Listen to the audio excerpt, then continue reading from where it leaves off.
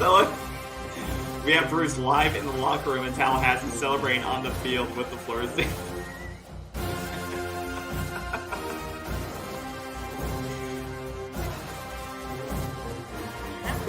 And I don't know why. Like, we were able to run the ball so well in the first half, especially to the left side, and then all of a sudden we started to abandon it. And like I said, there is some inconsistency. How are they going to approach this game? How are they going to beat this Florida State team? Well, we're going to break you guys. Okay, that's it. The show's over. In the story, we're going to break you guys. Look, and I'm joking, but it's true. Lord, the climb continues, KB. Oh my God! I am sweating. Look at my heart. Look. You know what? Yeah, I have so much to say.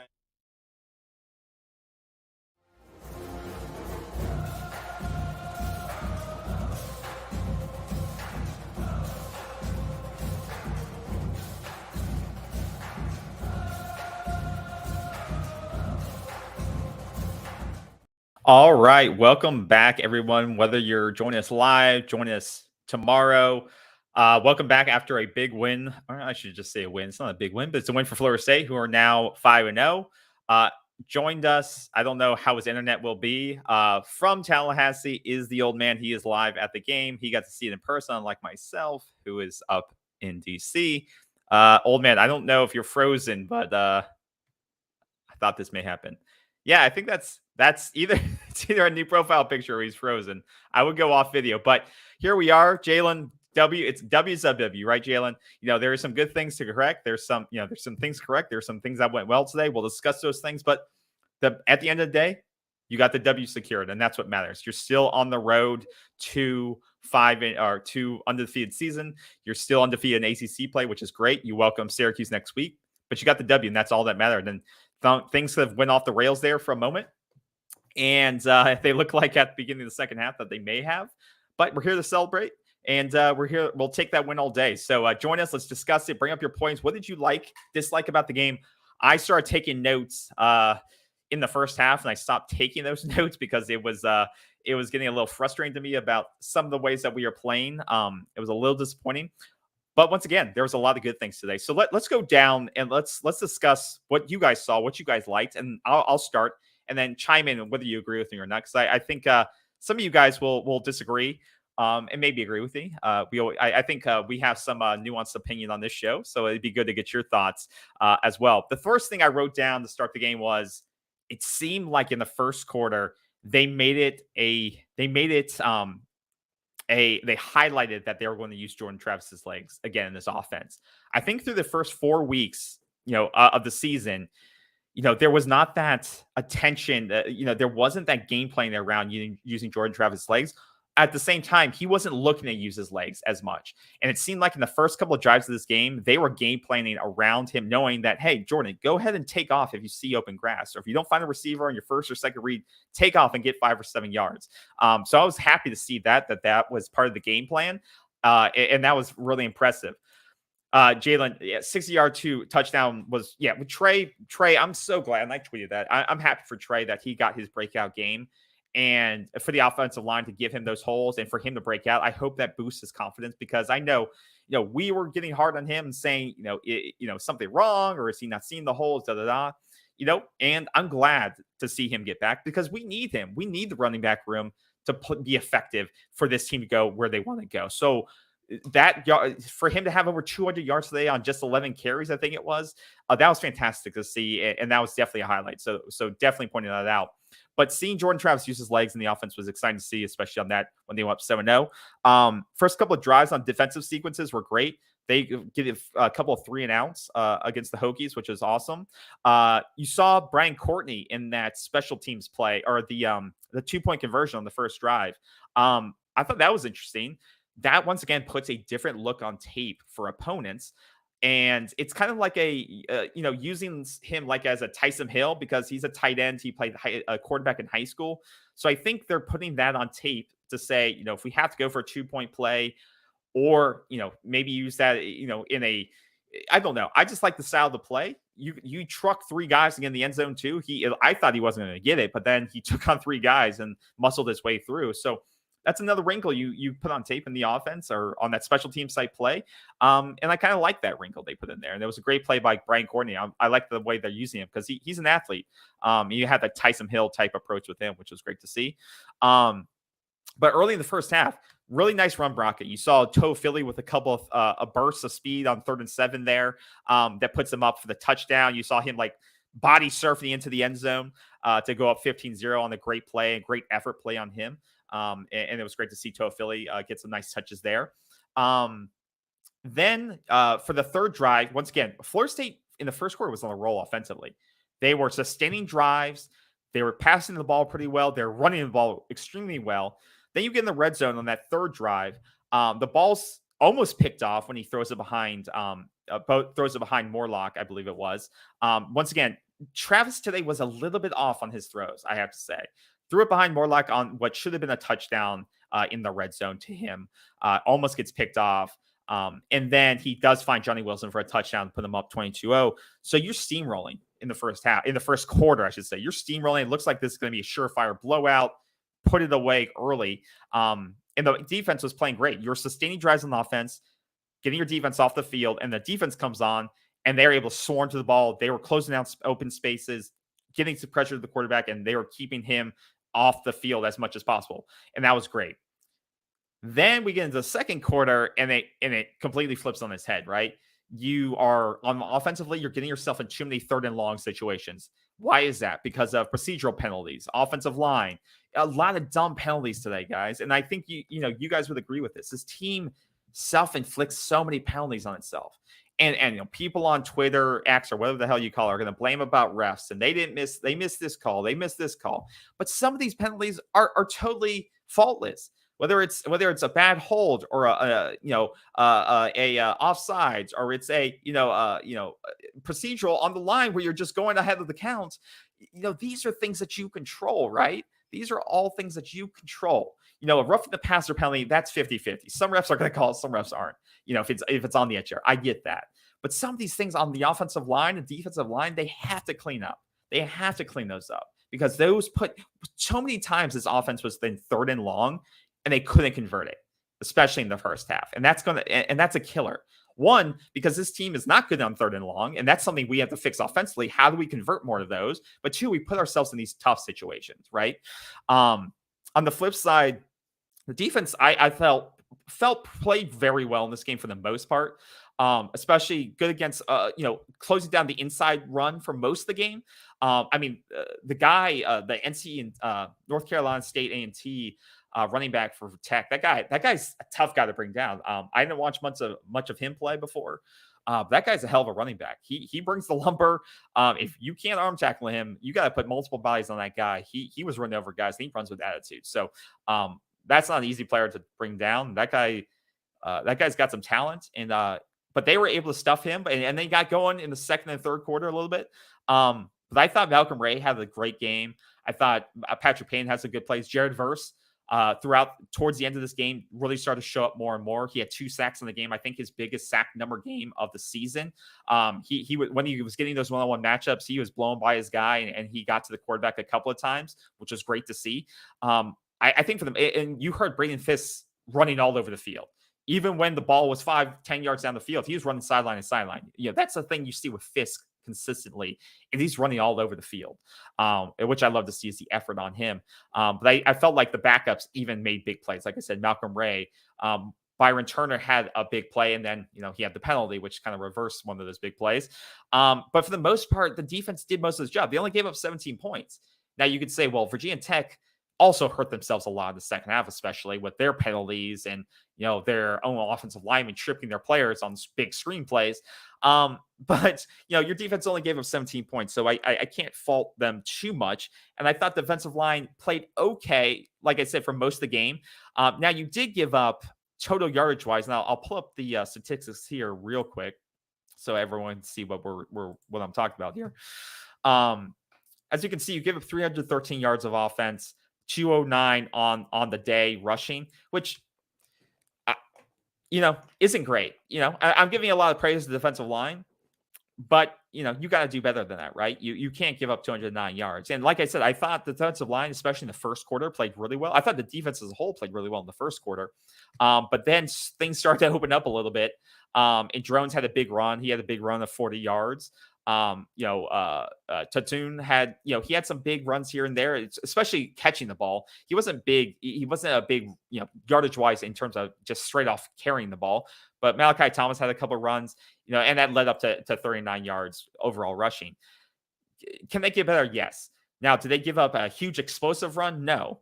In terms of a touchdown, no. Outside of the Cameron Drones quarterback run that set them up for a touchdown, I believe, on that drive, you were able to. There was more sustained drives, sustained runs. You got to do better in that department. You can't give up 209 against, if you give up 209 yards to a Clemson, a couple of weeks ago, you probably lose that game, right? But once again, you kept points off the board for the most part as a defense. You clamped down in the red zone, which is what you want to see. And you made Virginia Tech self-inflicted mistakes. So you put the pressure on them. They implode, and you keep points off the board, which, that works out sometimes, and it did today. Going back, let me put some of these comments up. Not satisfied, should have won bigger. I agree. I definitely agree that I don't leave this game feeling satisfied. I thought based on the first quarter going up 22-0, that we were coming out of the bye week, and this is the way to go. We would be on the point spread. The point spread, I believe, was 24 points. So obviously, you don't get the point spread in this game. You're close, you're right on, right? You're right on the point spread. But after the first quarter, I didn't feel like it all really came together after that. Now, you only gave up 7 points in the second half. That's great. Outside, the only points you gave up was that kick return after halftime, which was kind of a deflator. I think that's why some of us probably do feel a bit deflated, because you come right out of halftime, you give up the first, I think, kick return of the season. And that's kind of depressing. You don't expect that from a special teams unit that's played pretty well so far this year, but coming out of halftime, that guy returns the kick, and that's kind of a gut punch. But at the same time, you only scored 17 points in the second half. You pulled Jordan Travis with 6 minutes left in the fourth quarter. You were able to do that, which is a good sign. You didn't have to play Jordan Travis the whole game. You could pull him out with 6 to 7 minutes left to go. So that is a positive sign. And you could say, if Jordan Travis plays the rest of the 6 minutes, you probably do hit the point spread. So there is that argument. But you do feel a little dissatisfied because the passing game really didn't get going. But it didn't have to, right? Due to your ability to run the ball so well today with Trey Benson and the way the offensive line was able to hold up in spots, you were able to, in the second half, just go back to the running game and put the game out of reach. Sustained drives, explosive runs, and really put the game away. But the thing for me, what I come away disappointed with, is a couple of the passes by Jordan Travis when he had the chance to go deep. Underthrowing Ja'Kai Douglas there on that one ball, I believe it was, where he came up a little bit short. He's just been consistently coming up short on those deep balls, it seems like.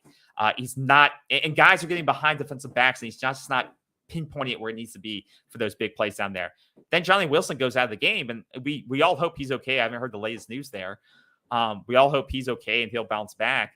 But, he had 2 touchdowns, but outside of him, I think only 2 receivers for Florida State touched the ball. Johnny Wilson had 4 catches, 2 for touchdowns, which is great for 54 yards. Destin Hill had a hell of a catch. That was a great body movement by him on the sideline on that turnaround back shoulder, I believe it was, for Destin Hill. He had a great catch. Just shows you the talent that kid has. And then Destin Hill or Keon Coleman had 3 receptions. So you only had 3 true receivers catch the ball today. Keon Coleman didn't really have a big game. He had some a decent kick return, punt return, secured the ball. No fumbles there. So it's good. He did good special teams wise, but a little concerning that you really couldn't, put, there's a couple, 3 or 4 3 and outs, right? When you could have really put the game away in the second quarter, when you just came on the field and it was 3 and out, and you're just left feeling like, why couldn't, we have all these weapons. I mean, Jaheim Bell didn't say his name once today, right?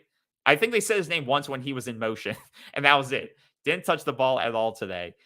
which is a little surprising. And I think a little disappointing for the weapon that you have there, right? Deuce Spann doesn't touch the ball today at all. But, in situations like that, that's why it's great that you have a running game that you can lean on. And you haven't been able to do that the last couple of weeks, right?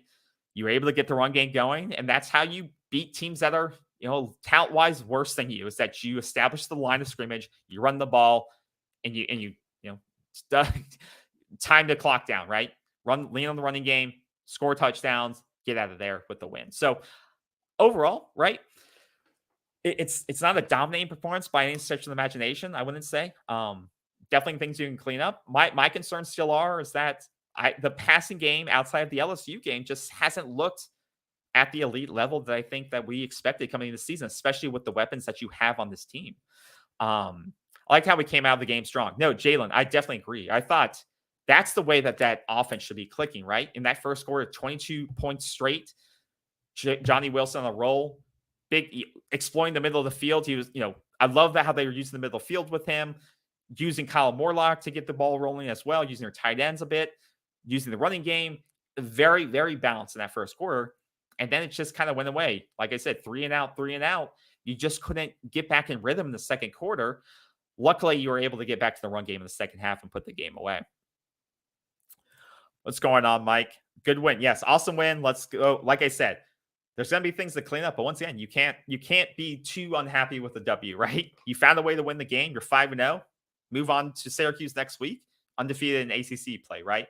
But there's definitely things that we can clean up about this game. I think we can all agree there. That fake roughing the passer changed the momentum because AZ got the pick.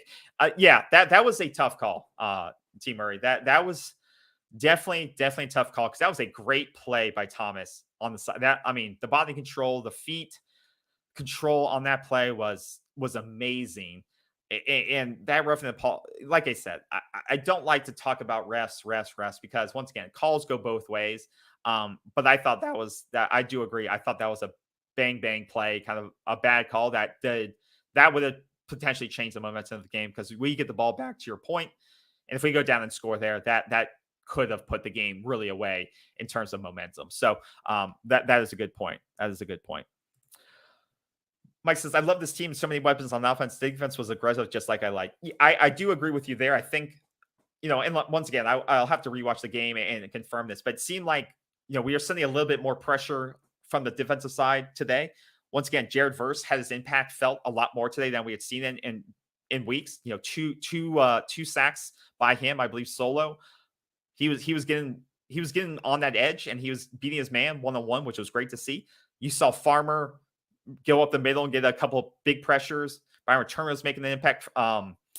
You saw Fisk was breaking his man down the middle and putting pressure on drones. I thought defensive line through much of the game was getting the pressure we need to see. Once again, there was a couple of times where Drones was able to break contain and get out there. I didn't really see or hear Tannen Bethune today. I wasn't not sure if he was injured, but didn't see his impact as much as you typically see of today. So that was a little disappointing. Fabian Levitt, too, for the defensive line. I know he clogs at the middle there. Didn't hear his name, see him make as big of an impact in this game. But once again, I think the entire defensive line was able to do their best against a quarterback of this stature and this ability that he has. And you made him become what he didn't want to become, was a passer down in the second half. Outside of that big 40-yard run that he had, and almost that 4th and 22 conversion, which made me sick. I mean, how many of these 3rd and 22s, 4th and 15s, 4th and 22s do teams almost have to convert on us? It makes me so sick how many of these almost get converted on us. But luckily, he comes up like a half an inch short of converting that, because that's how close we were to them almost getting back in the red zone and making this a ball game. So don't forget about that play too. I don't know what we have to do to fix those plays, but that was a little disappointing there when they almost converted that for 4th and 22. B-Riley goes, we have a decent D, but we aren't going to force a punt on every drive. No, in pitching a second half shutout was great. Responding to that kickoff return was great. Okay, yeah. I think, like you said, responding to the kickoff return was great. having Trey come back out and make a big play, the offensive line setting the line, and Trey having that big 6-yard run was great. That was a great response to that because that killed the momentum they had there. And once again, they don't score for the rest of the second half, which is great. So I agree with you there. And I'm not saying you have to force a punt in every drive. But once again, I think, like I said, I think there's less criticism on the defense today than there is the offense. I think the offense doesn't have to score on every drive, but they need to sustain drives more.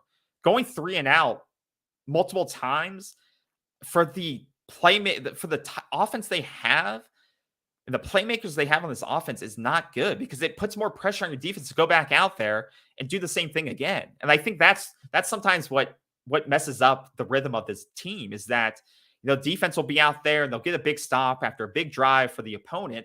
And they'll be out there for 6 or 7 minutes.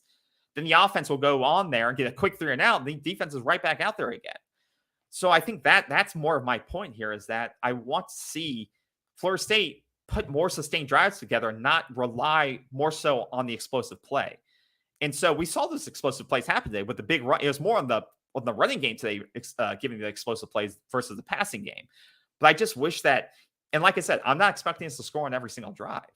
I just want us to see us get a couple of third downs. And if we have to punt it from the 50 or the 45 of our own 45-yard line, that's fine. But going 3 and out, back-to-back drives kills your defense and it kills the momentum you have. And that's what I think. And especially, it's not like, we have Keon Coleman, we have Johnny Wilson, we have Jaheim Bell, we have Kyle Morlock, we have great running backs.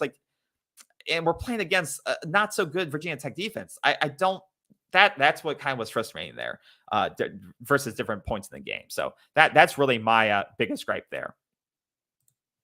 Conrad, that's what I was thinking. And that blow he delivered to that running back was amazing. And it was legal. He made a great form tackle on that guy. No flag for targeting. Then he strips the ball out at the end of the game there to kill that, with the backups in. He needs to play more. And I'm going to say this, and I think maybe a lot of people, I think Fentrell Cypress is becoming a liability a little bit on defense. Multiple times he couldn't make the tackle. Multiple times, I just don't know if he's the player that we thought he was going to be when we got him out of the portal. He doesn't look like the top rated defensive back, that was in the transfer portal to me yet. And we're 5 weeks in. It seems like he's sometimes out of space. Sometimes he can't make the tackle in the open field. I would give a guy like Conrad more playing time than anyone else as a true freshman. That guy can hit hard. He makes plays, and like you said, I'd rather take a chance on him. So I totally agree with that point. Second week defense allows 1 score in the second half. Like you said, I think. Like I said, I'm going to, there's some things that you can clean up. But overall, to everyone's point, defense only gave up 17 points. There's a lot of yards behind those points, right? There's over 400 yards of total offense on the day, 300 yards. So it's not bad, not a bad clip there. And Virginia Tech did go 3 or 4 on 4th down, but most of those were 4th and inches, 4th and 1. So, with the butt push, tushy push, or whatever they're calling it now. Those are hard to stop. But this is great. I mean, this is what Florida State was struggling with coming into this game, right? Was the 3rd down efficiency. And this is what you held them to. So this is a great indicator of why you won today's game. 2 of 13 for Virginia Tech was on 3rd down. And they did a great job of getting off the field on 3rd down. So credit to Adam Fuller and this defensive staff and the players on the field for that's close to 10%. That's a great way. That's a great indicator of what needs to happen moving forward as well. This is how you're going to win games. And this is what you have to do against great teams. It put them in 2 to 13 on 3rd down conversions because that's something where we struggle this year. And that's a great statistic to see for Florida State during the course of this game. There you go. Let's put some more things up here. Oh, he didn't. He didn't play. Are you referring to Bethune? Did he not play today? Is that why I didn't hear his name? Maybe it was out. We need to take these ACC teams for real instead of thinking of either BC or VT as easy wins. We need to dominate everybody we play, no matter how bad or good these teams are. I agree with you, Jalen, because it's not just us the fans that are thinking about, and it's going to play into the committee's thinking at some point, right? Um, in terms of if we do get to the end of the road undefeated, and the playoff committee, because we're number 5 right now, right? If the playoffs started tomorrow, we wouldn't be in. And so we need to start playing for the point spread. We need to start dominating these teams from start to finish, just so a win looks like a quality win, and you're playing as the number 5 country, and it's playing as the number 4 team in the country, right? So I agree with you, Jalen. We need to start playing up to the level of our talent, and blowing these teams out. And like I said, you won by 22 points. That's great. But this game was was competitive until midway through the third. It started the fourth, right? Until they decided to punt with 11 minutes left or whatever it was. So, but I agree. We need to start taking teams real, because Wake Forest played Clemson pretty tough today, right? That was a close game. That was a close game in the fourth quarter. And you're going to have Miami, who's got a great offense, playing really well. You got, so you're going to have some tough games that you have to play like this and even better on, right? It's not going to be an easy road ahead, even if the teams aren't ranked ahead of you. Yeah, but B. Riley, that's not the point I'm making. The point is the 3 and outs. The 3 and outs are killing the momentum of this team, because you're putting your defense right back on the field, right? You're putting your defense right back on the field before that, right? So why is this team going to 3 and outs? Also, it's the procedural penalties that are killing you on drives. So it's the things that you clean up. I don't care if they scored on 11 of the 12 drives. It's the thing, you can't do these things in games against good teams. And also, Virginia Tech killed themselves on their drives, on their side of the ball too. So this game is a lot close. Go back and watch the game, because this game is a lot closer than you want it to be. And this is, this was BC-esque going into halftime.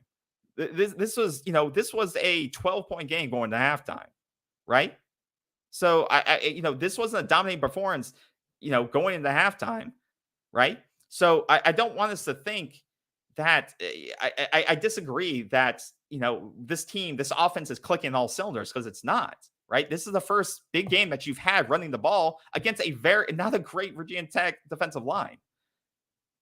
But kudos for them for getting it going. They did what they knew Virginia Tech likely couldn't stop, was running the ball. Kudos to them for exploiting that, and that's what we should have done. Hussey and Lundy and Payton play hard. I agree. Patrick Payton played very hard. Lundy always plays hard. Hussey made some great plays as a freshman. I hope he gets more playing time. I hope he does. And to your point, Payton's name was called out multiple times for getting pressure in the backfield. I love the way that kid plays. And they all individually made some great plays today. So kudos to them for making some great plays.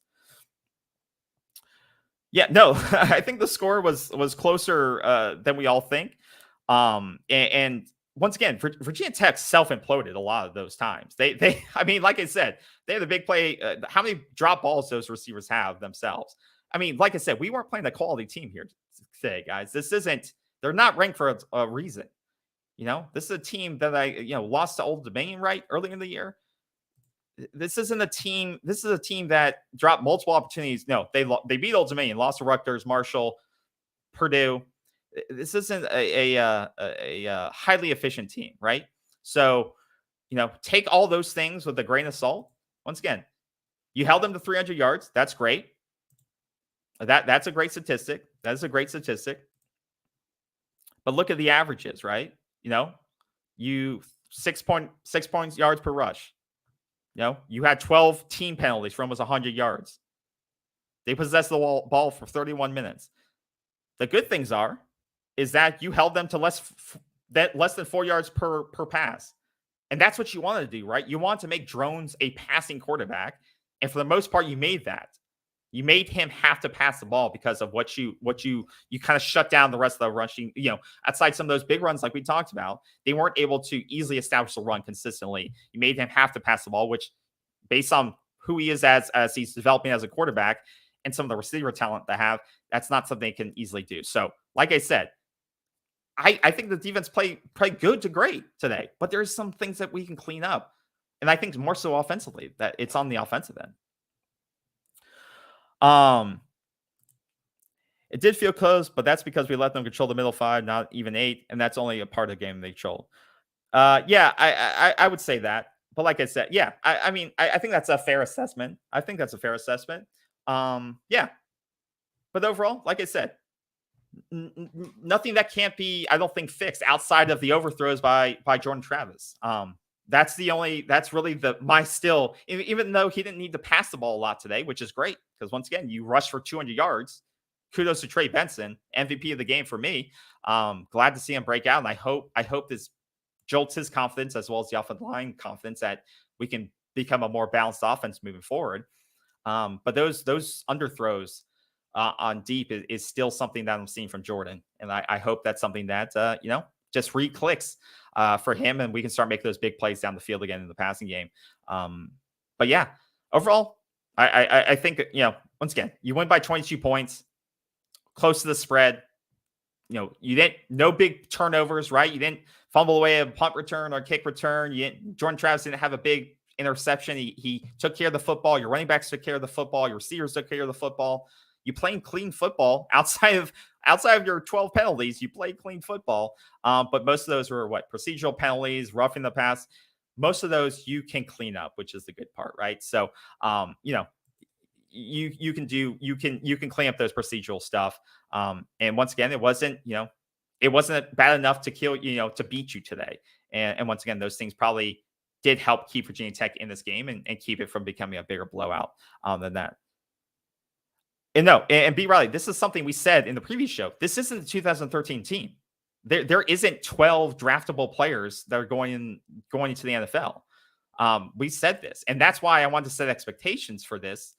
We said this on the previous show. People on Twitter that think this team is going to score or is going to make a magical run and blow everyone out is delusional, because this team doesn't have a generational quarterback. This team doesn't have an elite offensive line, doesn't have players that are going to be drafted on both sides of the ball all to the NFL. It's not built like that. They don't have elite defensive playmakers in the defensive backfield. It's just not like that. And we talked about this, but this team still has the talent to make a push to the playoffs 100%. So, we talked about this in the previous show. And so if anyone's still making the comparison to 2013, you're delusional. I'm sorry to say that, but this team does have enough talent to beat every ACC opponent in front of them. They have the talent to do so, and they should do it. Now, there's things, and like I said, there's things that need to be cleaned up. There's things that I think this team can do better. I think there's things that the coaching staff, play calling can do better. But overall, it's every week you got to get better. The Miami game is going to be an interesting game.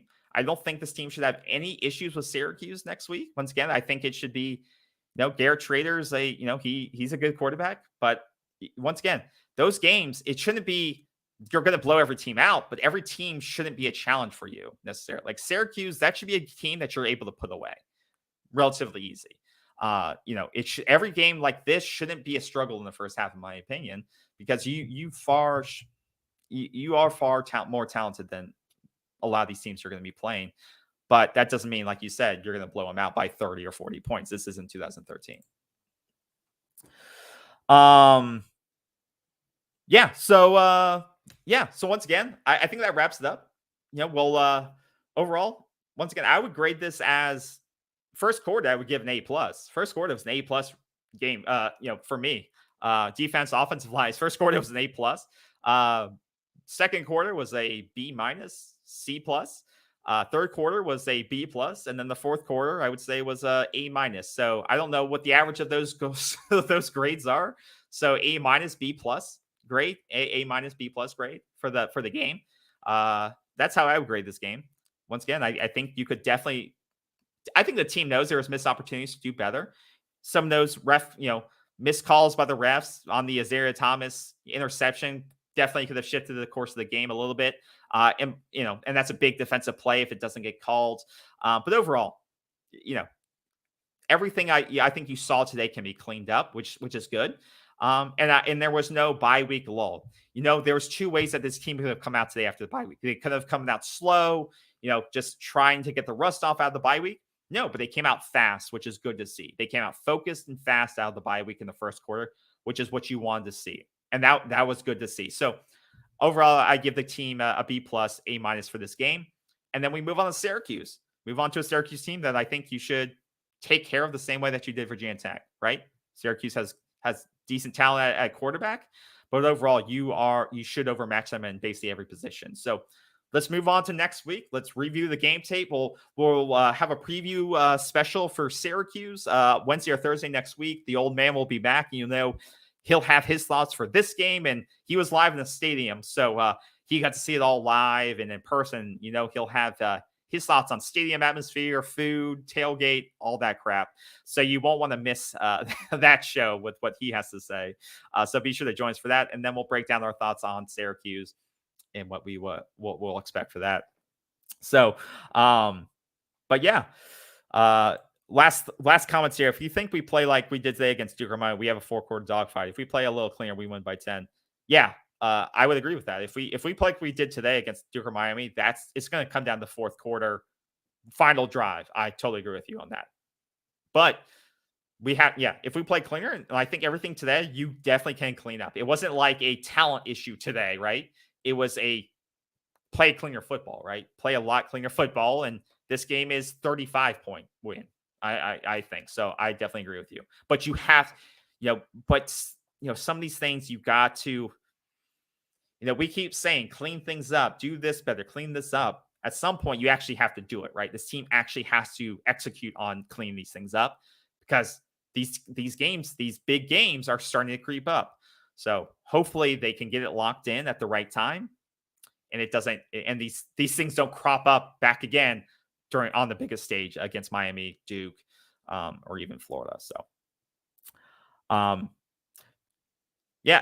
it was disappointing to see Ja'Kai. Ja'Kai, he was frustrated on that play, I think, on the ball that was a little underthrown, and he got his hands on still, and he missed a catch. I was happy to see Destin on that. I think Destin needs to get the ball more. The only thing I get worried about, just based on what I'm seeing, is that I think Jordan Travis I think he focuses too much on getting the ball. Like, he focuses on one receiver and doesn't always see the full field in front of him. And I think that's why sometimes it feels like the pocket breaks down, or it feels like, he feels like he has to, I don't know. Sometimes it feels like his field of vision, he's not able to scan the full field as quickly as maybe some other quarterback. I don't know. But I thought the play that Destin made, and it was a great throw, and it was a great adjustment by Destin.